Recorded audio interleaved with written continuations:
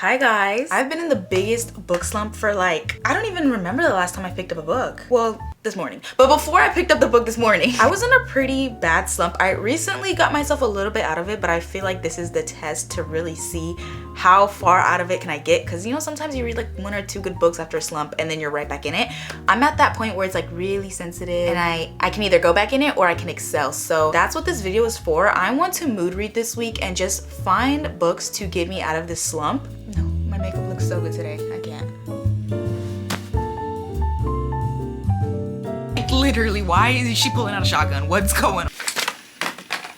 I just recently read God of Malice, which is what got me out of my slump. And then Killer Instinct, the second book in the Naturals. I'm still reading it. I have like 10% left. I'm almost done with it. And those 2 books pulled me out of my slump, but I'm kind of like on my own now and I don't know where to go from there. So I thought I would take you guys with me to A, keep me accountable, and B, get me out of this slump permanently, or at least for the next few months. But the trick is I only want to read books for my TBR and I don't want to start new series because I am in the middle of so many series. It's actually crazy. I think I want to film a video that's like continuing or finishing series I'm in the middle of. I think that would be a really productive video that I should do, but those are the 2 rules I set out for myself. No buying new books and no starting new series. So with that, I'm gonna go through all of my bookshelves and find a book. I think I'm feeling a cute little romance. That's what normally pulls me out of my slump. Either that or this might be risky, but I think I'm feeling the romantic-y vibes. I don't know, I'm definitely feeling the romance vibes because I just finished like a mystery thriller kind of book, so I definitely need something that's like a 360, that's the same, something that's like a 180 from that to kind of keep me on my toes. So I'm in the romantic-y vibes. This might put me back into a slump if it's not a good romantic or if it's a confusing one, but I'm gonna go through my shelves and see if I can find any good romantics because that is literally the vibe that I'm feeling right now and I need to fulfill it. Okay, I went through my TBR shelves and I found a couple romantics that have been on my mind lately. But before we get into these, I want to talk a little bit about today's sponsor, which is none other than Ana Luisa. I truly, genuinely do love working with Ana Luisa, and I want to show you guys some of the new pieces I got from them. I recently picked up this really gorgeous H necklace, H for my boyfriend. I love it so much. I really love how sleek and simple it is. It's so easy to layer with other necklaces, and I think it's so gorgeous and perfect for the summer. I also picked up this bracelet. Oh my goodness, this has been my new staple piece. I literally won't leave the house without this on, which really goes to show how good their quality is. I wear their stuff in the shower, in the pool, to bed, and literally just all day, every day, and it has not tarnished on me. It does not irritate my skin, and that's coming from someone with very sensitive skin. All the pieces I've ever owned from Ana Luisa have not bothered me. And I do have a couple. The earrings I'm wearing are also from Ana Luisa. They're so beautiful. I get so many compliments on everything I get from Ana Luisa, and I just really love what they're doing. All of their products are carbon neutral, so you don't have to worry about hurting the planet. And they also offer fast and free US shipping, which that is very true. These came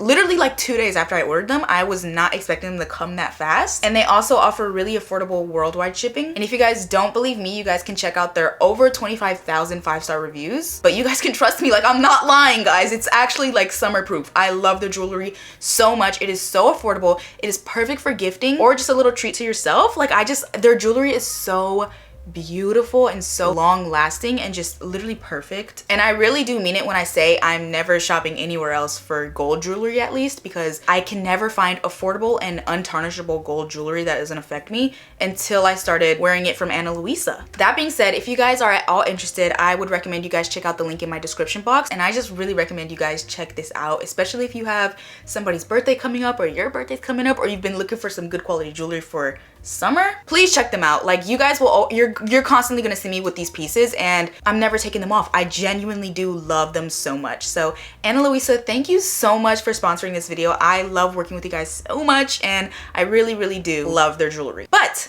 let me show you guys the books that we picked out. So first we have Heart of the Raven Prince. This is a continuation of the Entangled with Fae series, and it's basically fairy tale retellings. Like, it's everything I need after Once Upon a Broken Heart. I miss that series so much. But this one is about Snow White. The first one was Belle from Beauty and the Beast. So this is definitely high on my radar. I've been looking at this on my shelf for the past couple of days and I've been so drawn to read it. So this is option number 1. And it's not starting a new series, it's continuing a previous series because I read the first book, so don't try to clock me. Then we have Phantasma. I'm realizing right now as I'm picking this up, this is a series. This is a duology, or it might be an ongoing series, I'm not sure, but this does have a second book. So as much as I want to read this, I'm gonna set it aside because it is a series and I really don't want to start a new series. But this is like dark gothic fantasy vibes. Think Caraval, but gothic. That's why I want to read it so bad. But I think I want to push this off as long as possible because I want to read this in like spooky season.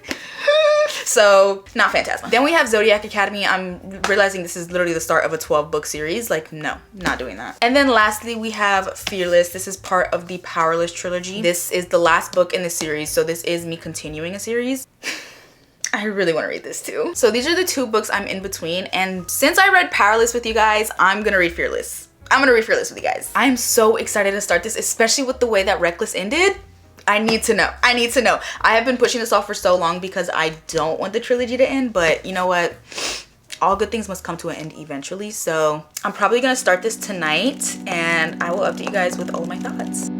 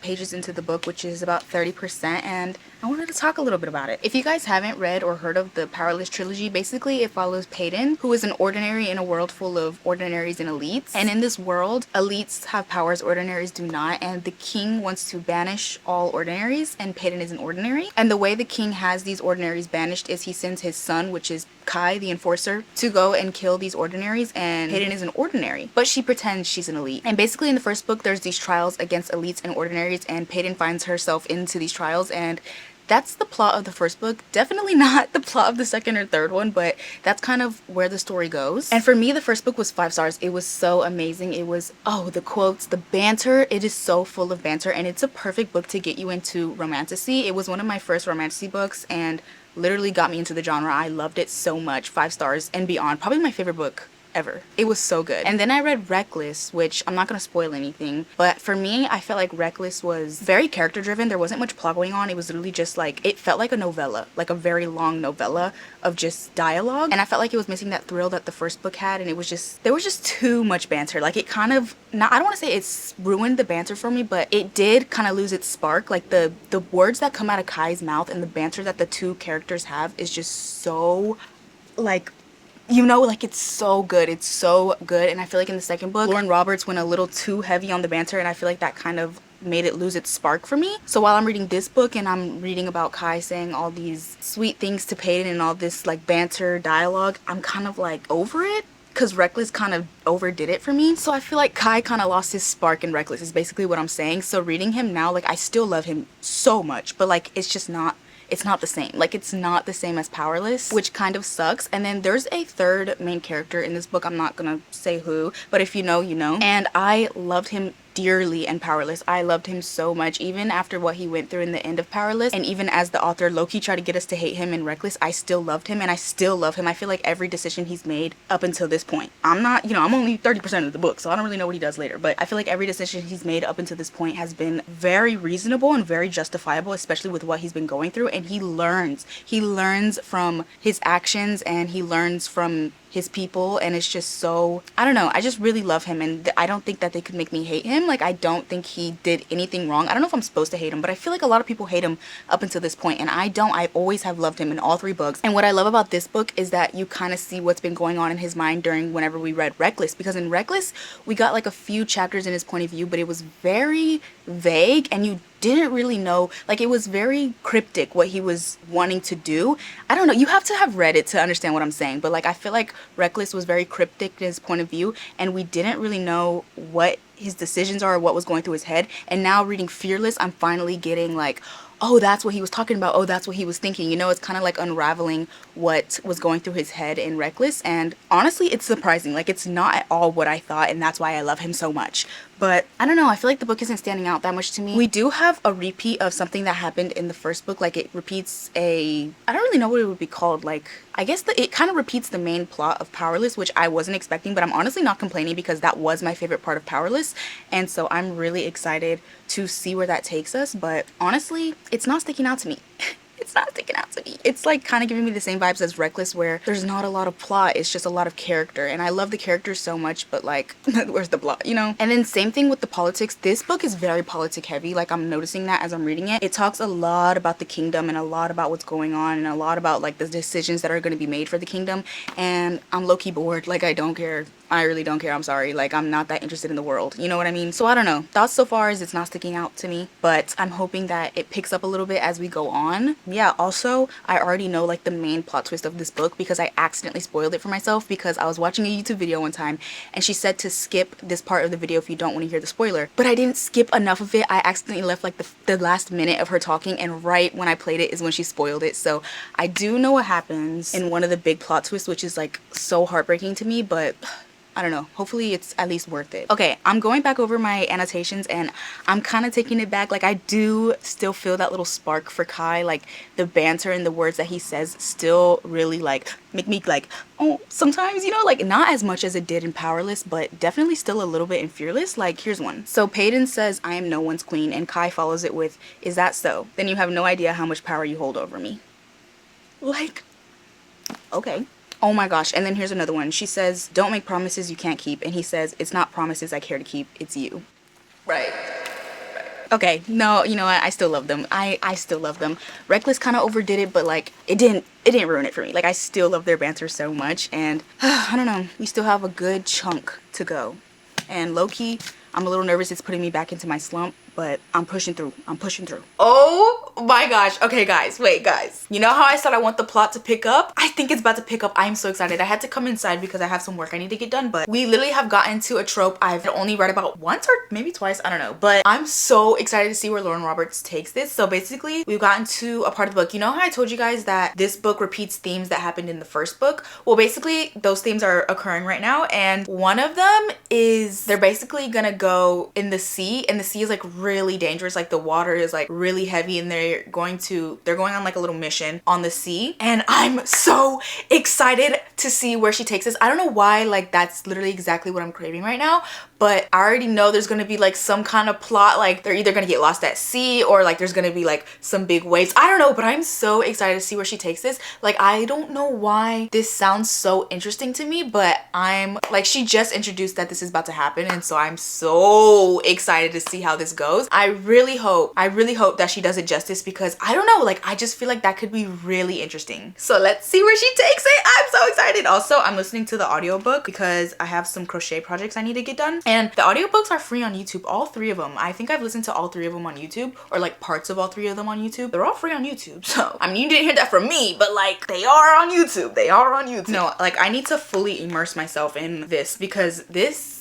can either be so good or so weak, but let's find out. I'm so excited. Also, okay, not a spoiler, but like if you've read the book, you know, we just found out that the plague didn't only affect who we thought it affected. They just kind of breezed over it, but to me, I feel like that's such a massive, like, oh, so we're saying that this plague is bigger than we thought. Ah, got it.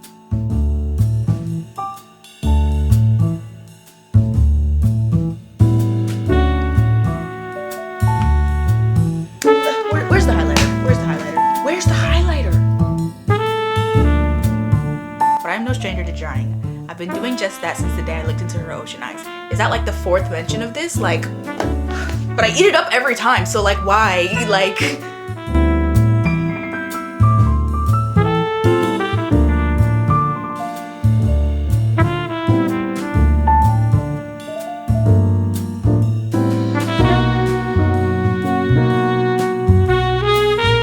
the relationship between the three main characters is literally like healing me. Like I feel like my heart is finally like coming back together. Hi guys, it's the next morning and I have a few more bookish updates. Also, look how cute my outfit is today. I went for like a pink and green vibe, so we have green, pink, green, pink. I mean, I'm just gonna be home all day filming, so like nobody's gonna see my outfit, but I don't know, it feels so cute. But anyways, I'm a little bit farther than I was yesterday, and I literally just wanted to come on here and say that the book is growing on me so much. I'm telling you that the whole ship and sea thing that I was talking about yesterday that I was hoping would save the book, saved the book. But then I really thought about it and I was like, this book is literally almost 600 pages. Like obviously the first fourth of the book is gonna be slow because there's not gonna be action for like this is a long book. So I guess I was just being a little impatient and not recognizing how long the book is and how long it's probably gonna take for the plot to pick up. But it's definitely picked up, and the little trip that they're on right now is turning into a side quest, and I love when there's side quests in books because it just makes it like it's like a secondary plot and it's so good. Like I cannot put it down, I'm not gonna lie. I do still have 10 hours in the audiobook,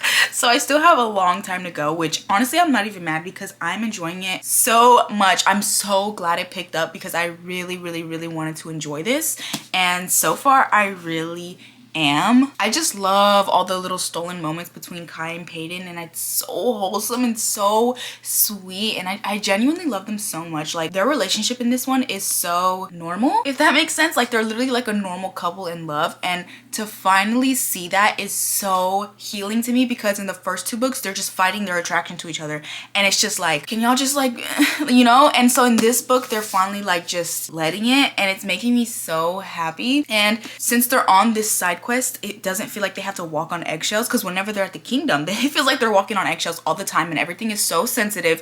If you know, you know. And it's just like so anxiety filled to read. But now that they're on like their little side quest and they're doing their own thing, they can finally just be, and it's so good. I love it so much. This is a joke, right? It's not funny, but like it's not real, right? It's not real.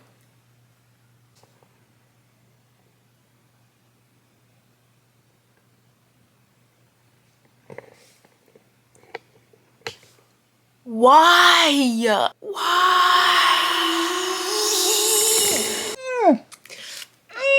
Why would Lauren Roberts do this to us? Like, if you want a little context and you read the book, I just got to the part where a character from Powerful pops up. Why? Why does she?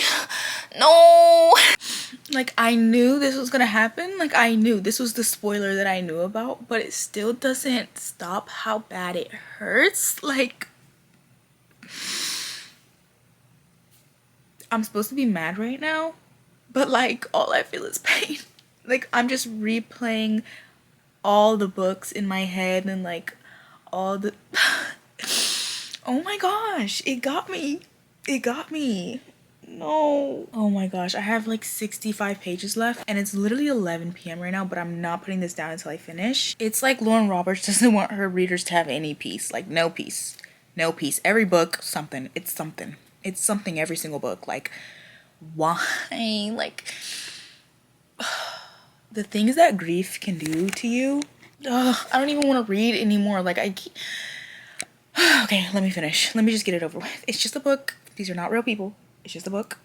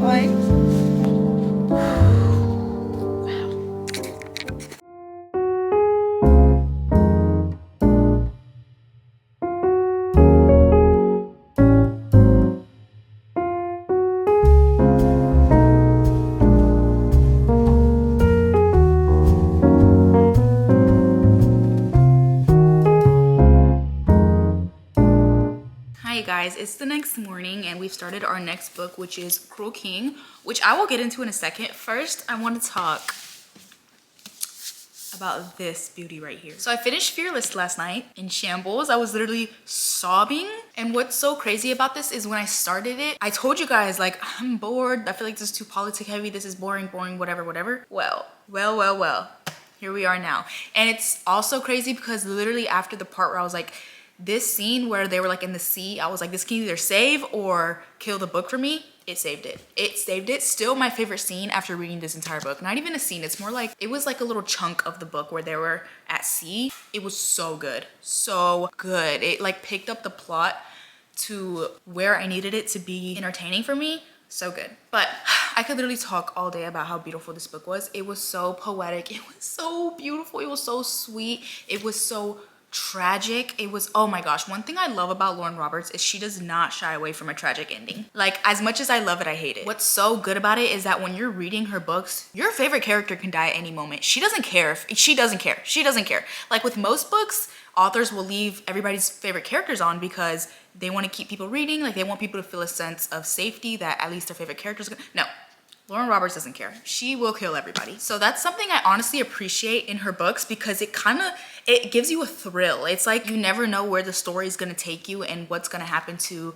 the characters, and that's what's so fun about her books. But I'm going to read you guys my Goodreads review because I feel like I explained myself best on there. It might get tweaked a little bit once I actually post the Goodreads review, but here's what I have in my notes. Honestly, I'm still recovering from how hard I cried last night after finishing this book. I know I say this in almost every book review, but the love I have for these characters is unreal. This is the first book where the characters have felt so real to me. I genuinely believe that I could go to Ilya and find Kai and Peyton living and breathing like actual people. When I first started this book, I was a little nervous. It felt very politic heavy and slow paced, and I worried that it would give me that same stagnant feeling I had when reading Reckless. But wow, I could not have been more wrong. Somewhere along the way, without realizing it, I got completely hooked. Lauren Roberts has this way of reeling you into her writing so effortlessly. Before I knew it, I was fully immersed and couldn't put it down. Once the action picked up, nothing could tear me away. And the stolen moments between Kai and Peyton, it made their love feel so soft, delicate, and deeply real. Every glance, every quiet moment between them felt like walking on eggshells, but in the best way. Like their love was something sacred they had to protect.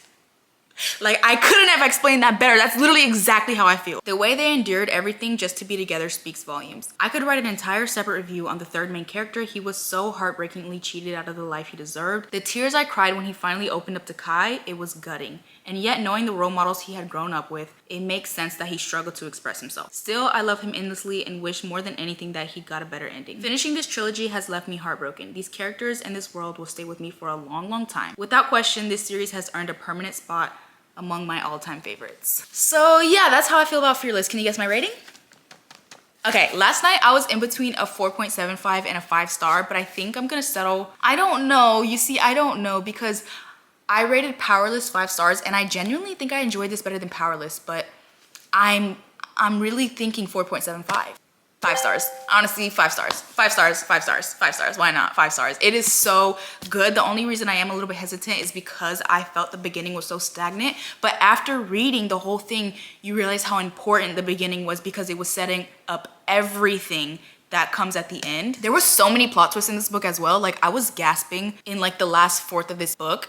Every other page. There were so many plot twists. And every time I just keep thinking back to last night when I was reading it. 5 stars. 5 stars. It was so good and I'm so happy because I was really hesitant to get into this because Reckless was so boring to me. Like, Reckless was genuinely so disappointing to me and I was so nervous that this would be Reckless ×2 because it's so long, but no.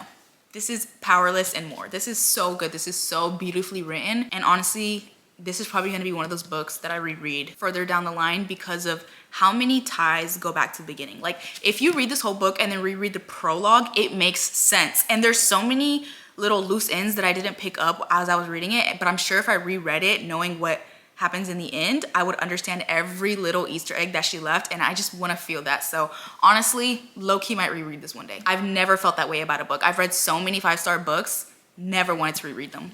I want to reread this. So that says a lot. 5 stars for Fearless. It was so Good. I feel like this took me out of a slump just to put me right back in one because I want the next book. I want the next book immediately, but there's no more. This is the end. This is the end of an era. Oh my gosh, it just hit me. This is the end of an era. I've never finished a series so fast, let alone a fantasy series. Yeah. Oh, and also, sorry, I keep talking about this book, but last little thing I have to say. This book felt like a fantasy book. Like, I feel like the first two books, especially the second, did not feel like a fantasy. The second book just literally felt like a manuscript. Like, it literally could have been an email. But the first book, it felt a little more dystopian to me. This book gave heavy fantasy vibes, like heavy fantasy vibes. And I loved that so much. There were so many like magical elements to this book that didn't really take place in the first two books that I really enjoyed. So I wanted to add that too. But yeah, this book is honestly forever my undoing. Like Kai Asser, I'm gonna miss him. My man, my man. This is going in the front of my bookshelf. I love it so much. This is such a beautiful book, and the more I talk about it, the more I realize how much I love it, and I just don't want to let it go. But anyways, on to our next book. So I started the next book. We're going to be reading Cruel King by Rena Kent. This is the first book in the entire, I don't know if all her books are connected, but like literally almost the entire universe. Like, she has so many connected books, and I didn't know that because I read God of Malice thinking, oh, like I'm gonna start the Legacy of God series. Girl, no, you have to read 18 books before you read that. So I read that book and then I hit pause, and now I'm going all the way back to the beginning and reading all of those other books. So technically this is not starting a new series. This is continuing one that I'm in the middle of. It's just I'm dragging it out with the first gen and the second gen. So this book follows Levi and Astrid, which if you've read God of Malice, this is Glyndon's parents. Astrid, who is the FMC, is very quiet. She's very shy. She doesn't have that great of a home life. She just wants to get through her senior year and go. She just wants to get out, move away, be gone. Levi, who is our MMC, is the exact opposite. He's like the captain of the football team. He's very popular. He's very well known. He's a king, which is his last name. His family's like really popular in this world. Both of them are very rich, but Levi is like extra rich because he's a king. He's like higher up. Everybody respects him, whatever. So Astrid ends up going to a party with her best friend, and that's where she actually meets Levi, but she ends up having an accident at the party. Something kind of tragic happens to her, and it breaks her streak of being like a very shy, quiet, just wants to get out of school girl. Like, everybody knows her now. Everybody's making fun of her. And so it made her senior year so much harder. And there's a little bit of a mystery element behind this because we don't exactly know what happened with her accident, but we do know that Levi does not want her to uncover what happened during her accident. So you're kind of following these two characters, her trying to unravel what happened, him trying to cover it up. So it's kind of like an enemies to lovers thing, and you're just kind of following them through that story. I did start this book before I started Fearless, but then I put it down so I can continue reading Fearless and really give my full focus to it. But now I'm circling back, so I am a little over halfway through the book, and honestly, it's just not giving. It's not giving. I know I said this for Fearless too, but it's like kind of boring. Like, it's just like high school drama. And after reading a story about people going on missions and fighting sea monsters and building a kingdom, like, I'm just not interested. I'm just not interested. So I'm trying to just power through. I'm starting to listen to the audiobook to kind of help me get through it, but it's not sticking out to me. I don't care for either of the characters. The only thing that is helping is I'm imagining the MMC as young Chad Michael Murray, which is the only thing helping me get through this, but everything else, it's not giving. Like, it's not giving. So I have a couple errands to do today. I have a lot of crocheting to do, which gives me a good opportunity to get some of the audiobook done, but I'm just gonna try to power through this book because it's not bad. Like, I can finish this. I don't want a DNF. It's just, you know what I mean? It's not sticking out to me. So those are my thoughts.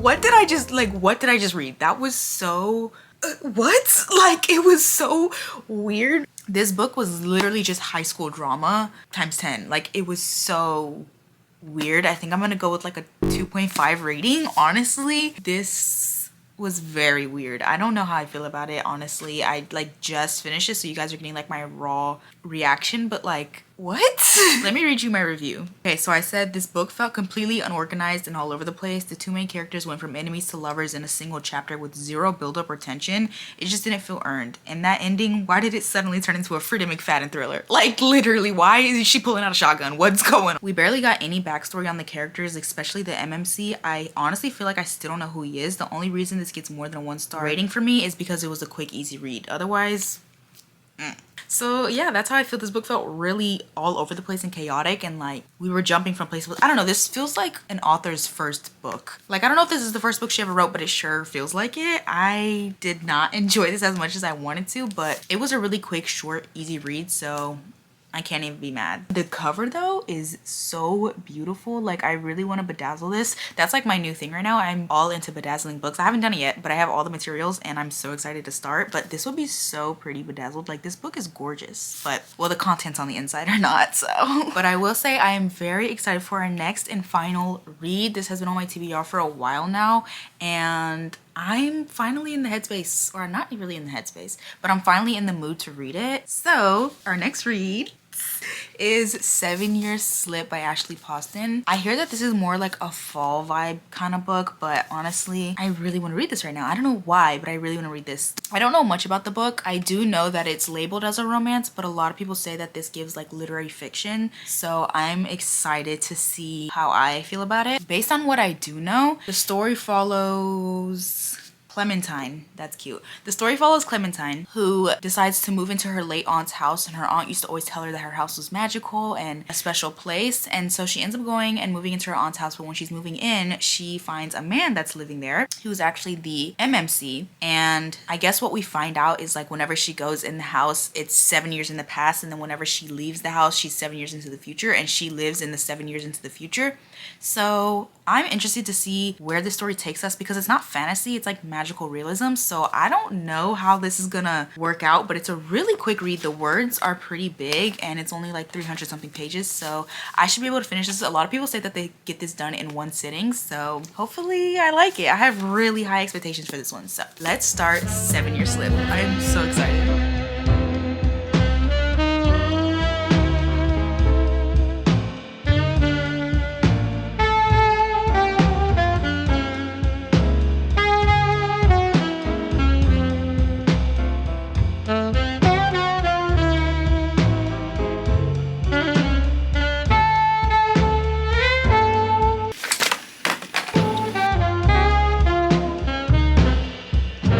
Weather is so nice out today. It's finally the first non-gloomy day this week, which is so nice because the rain cooled the weather down, so it's not 95 degrees right now, it's like 80, so it feels really nice out. But I'm about 17% into the book, and oh my gosh, I already have so many thoughts. Okay, I'm balancing you guys in between my legs, so it might be a little shaky. This is the first and last time I come on here without a tripod. But as I've gotten further into the book, I kind of understand the story a little bit. So basically we're following Clementine, who moved into her late aunt's house. Her aunt recently died and she had a really close connection with her aunt, so her death hit her really hard. And her aunt used to always tell her that this apartment was like a magical place, but Clementine never really took it as like the literal sense. She kind of took it as like, oh, it has memories, there's love, it's a home, you know, the way any other person would take it. But when she was really young, like when she was 8, her aunt would tell her stories about how the apartment set time back whenever you went in there. So every time you'd go in, you'd be 7 years in the past. So sometimes when you'd go in, you'd be 7 years in the past. And she told this whole story about how she found love in the apartment with a woman from 7 years ago who lived there. And through the story, she kind of told her like all the sweet parts of the story. But as Clementine got older, she told her like the more sad parts, which was like she fell in love with this woman who lived in her apartment 7 years ago. But when she found her in the present, their lives just weren't aligned and they couldn't be together. So she always told Clementine, there's 2 rules I have for you when you come into this apartment. 1 is take your shoes off at the front door,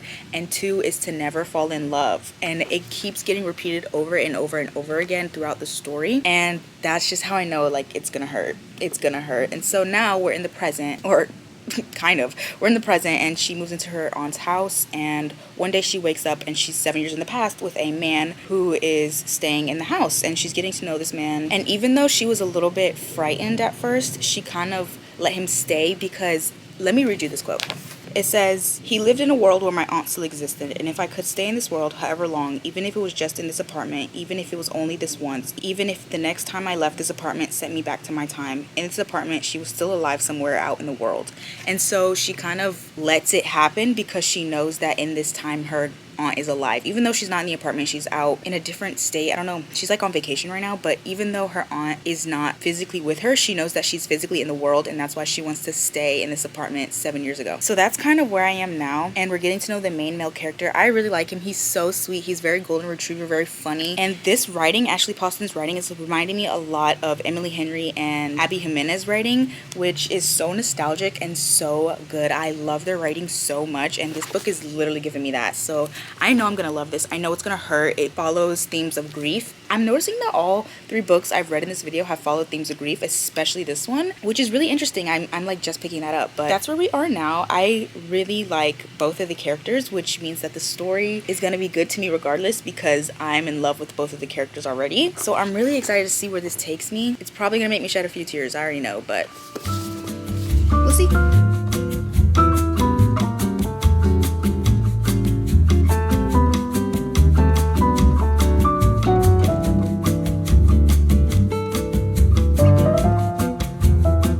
Not even 100 pages in the book, I already have so many annotations from quotes that I've read. Like, let me give you a few. This one is honestly quite possibly one of my favorite quotes I've ever read in a book, and it says, "I love how a book, a story, a set of words in a sentence organized in the exact right order made you miss places you've never visited and people you've never met."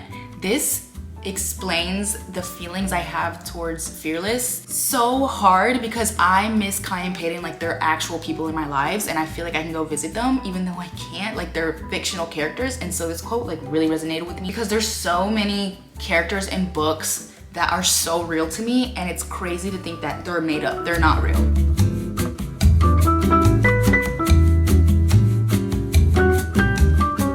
This one is literally when the 2 main characters first met. I don't know why, it was just so sweet to me, but he said to her, "You are who you are and you like what you like. You are you, and that's a lovely person to be."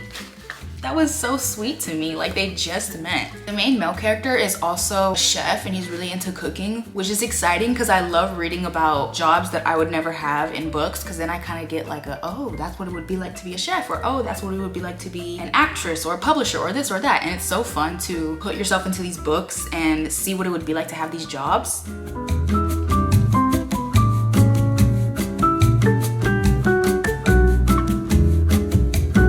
Favorite things to do is go around my house and make a little girl platter, a little girl lunch. So let me show you guys today's little platter. I hope there's no nutritionist watching this.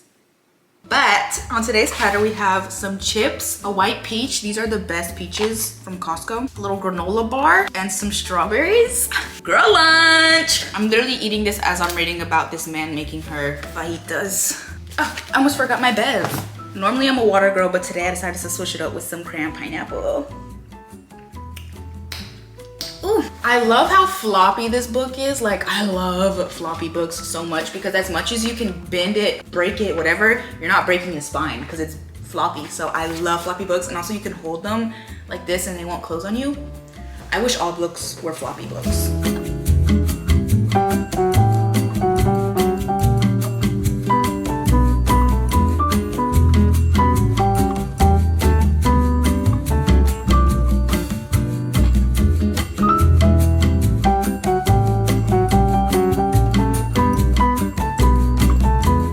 Last one. This quote just gave me like a new perspective, and I just wanted to read it to you guys. She said, "I like repetition," and he said, "Why?"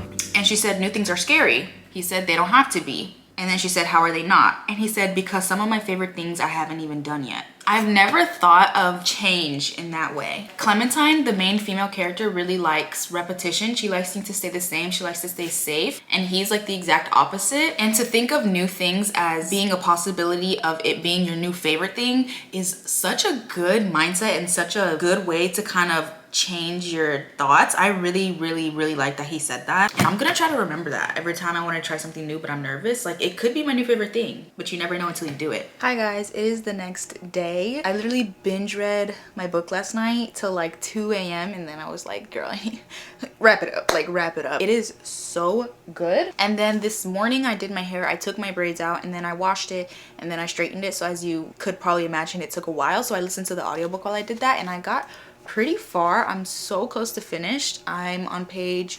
289 out of 226, so I have less than 100 pages left, and I don't want this to finish. Like, I really don't want to finish this book. It is so special to me. I don't know. The characters are so lovable and so soft, if that makes sense. Like, they're so soft to me. Like, I just want to take care of them. I just want to make sure they feel loved, and I love them so much. And they're both dealing with things in their life that are similar, so whenever they're together, it's just like they understand each other. It's just you just have to read it. It is so good. But I'm currently bedazzling my there goes one of my beads. I'm currently bedazzling my book because I literally just randomly saw a TikTok on it and decided I need to do it, so I ordered all the stuff, and I'm currently bedazzling Once Upon a Broken Heart. I really wish I wouldn't have picked white beads though. I don't like the white beads. I wish I would have done clear, because the white beads are not glass or something like that. The white beads are like something that you're not supposed to use, so you're only supposed to use them for small details if you need them. And I thought the title was a small detail, but it's looking pretty big right now, and so I kind of wish I would have did clear for the title instead. But I think it'll look fine once I have all the other stuff done. I think it just looks kind of boring right now, or like bad right now, because I don't have the other beads on there. But hey, it's my first time bedazzling a book. Like, it's not gonna be perfect. I've been literally listening to Frank Ocean while I've been doing this for like an hour, and every song just reminded me of them. Every song, like whether it was the lyrics or the vibe, like every song just reminded me of them. And so I was like, all right, let me just get it over with and play the audiobook, because I don't want to finish this book. Like, I really don't, but it's inevitable and I need to finish it. It's just so special to me and I don't want it to end. And I recently said that people said this book gave fall vibes. This gives me summer vibes. Like, I want to be out on the pool reading this, because both of these characters are, I don't know, they're kind of like fluffy and sweet to me. Even though they're dealing with what they're dealing with, they have a mask and they cover it with like all these happy emotions, so like nobody can read them, which I guess doesn't really have to do anything with the season. But like, I don't know, to me they just give me very summer vibes, and this book is very it's not summer vibes, but like I see myself reading this in the summer more than I see myself reading this in the fall. But I don't know, everybody's vibe is different. But I'm gonna throw on the audiobook. I'm gonna finish it. I don't want to. I love them so much. I love them so much. I love them so much. Like, and it's, I just want to talk about it so bad, but I don't want to spoil anything, and I want you guys to feel the same. Like, bro, literally last night when I was reading, I was having visceral reactions. Like, I was out loud voicing my reactions because of like how good this is. Like, I was gasping, I was talking, I was speaking. Like, I had like physical emotions, which is so rare for me when I'm reading a book, because normally I just keep it all in my head. Like, I'm like reacting in my head, you know? But this book, it pulled it out of me. Like, it pulled it out of me, and I wasn't even controlling myself. Like, it was literally just coming out. That's how good it is. But I'm gonna go get a snack, and we're gonna bedazzle this book and have a really good Friday night, honestly. I definitely want to read more of Ash. Okay, let me just shut up. Like, I'm just avoiding the inevitable.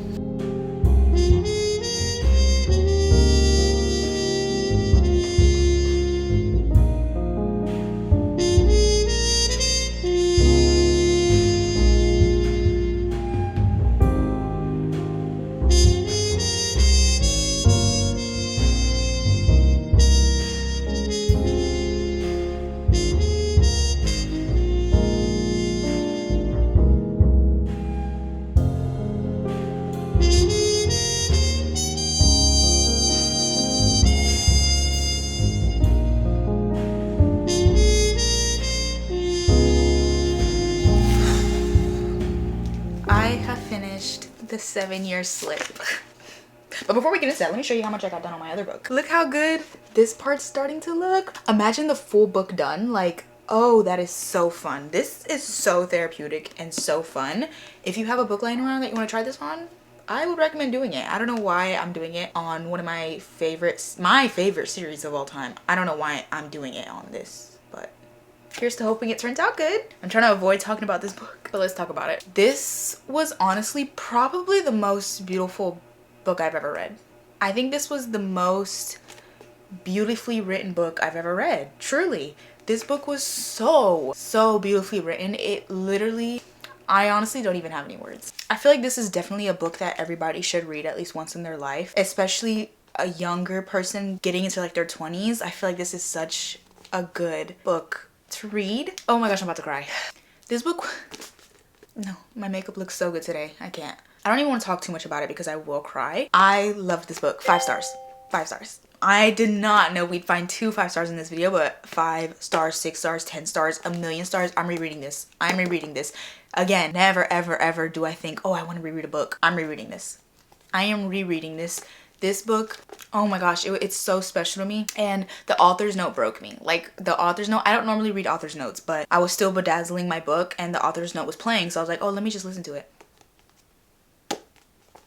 Yeah, so please read this. The reason why I think this is such a good book for somebody to read when transforming from teenagehood to adulthood is because when you go through that, you're going through so much change in your life, and this book talks so much about change and it makes it feel okay, if that makes sense. This book highlights a lot of topics, grief included, and I just feel like it's such a good book to read if you're going through a change in your life, because it just makes you feel like it's gonna be okay. Like, it's gonna be okay. I don't know, this book was so beautifully written. I loved it so much. 5 stars for me. Literally, as I was reading this, Moon River by Frank Ocean was playing in my head. So do with that information what you will. There was a scene towards the end that took place that was kind of something that you've been waiting to see happen as soon as you started the book, especially knowing the plot. As soon as you start the book, you're like waiting for this scene to happen because it's kind of inevitable that it would happen. And it did happen, and the author only wrote the beginning of the scene, so you only get that initial reaction and then that's all you get. You don't get anything after that. And to me, that felt so special because it felt like it was a moment that only she should experience, if that makes sense, the main female character. And I don't know why that just felt so right to me. I love that the author didn't extend that and have us in that scene. She kind of left that scene private to the main character, and that's just so special to me. I love that so much. And it's also kind of, I don't know, honestly, it's kind of a way for readers to see themselves in the main female character and be like, what would I say in this moment? Like, what conversation would go on in this moment for me? And that's so cool to me. I love that so much. I love this book so much, honestly. It's probably now my favorite like standalone book I've ever read. And I do agree with what others say that this is not only a romance but also a literary fiction book because there's so much character growth and so much character, I don't know, in this book, and it's kind of like a self book for Clementine, our main character, and I love that. I loved it. 5 stars from me. I'll put my Goodreads review up if you guys are interested in seeing what I had to say, but 5 stars. I'm so glad I picked this one up. So that wraps up today's video. We started our video with Fearless, and honestly, a little bit scary going into it because I just felt like it was going to be a repeat of Reckless. But as I continued to read it, I realized that it was so much more than that, and it was such a beautiful story. I love every single character in this book, besides Thou Who Shall Not Be Named. But honestly, my heart is so broken that I finished this series, and I really wish I can go back and reread it for the first time again, but unfortunately I cannot. But we did rate Fearless 5 stars. I loved it so much. Then we moved on to Cruel King, which was, you know, a little different, I'll say. I honestly don't even remember what I rated it. I think it was like 2.5 to 3 stars. Honestly, I don't even know. I already forgot what happened in this book. This was a really quick read. If you're looking for something maybe to get you out of a reading slump, pick it up, I guess. But there's not much depth to these characters. You don't really get to know them, and I don't know, I kind of left the book feeling very, I guess, empty. I felt like the same person I was when I started a book, which means that the book literally did nothing for me. So not the worst book I've ever read. And then we moved on to The 7 Year Slipped. It's so crazy how a book can be on your shelf for so long and you don't even know how good it is until you pick it up.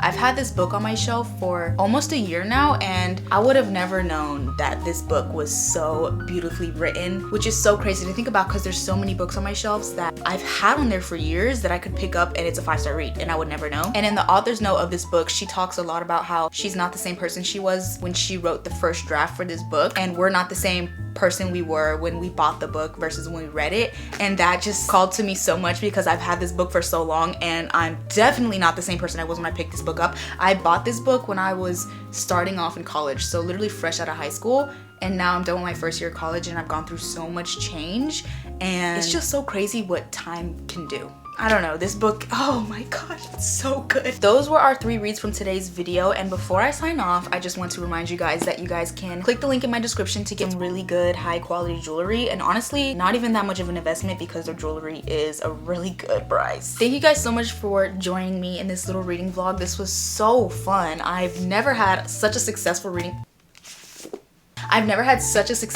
vlog, and I'm so happy about it. Let me know any other book videos you guys want to see from me, and if you guys crochet, I have some crochet videos on my channel if you guys want to check them out. I love you guys so much, and I will see you soon, and until then, bye!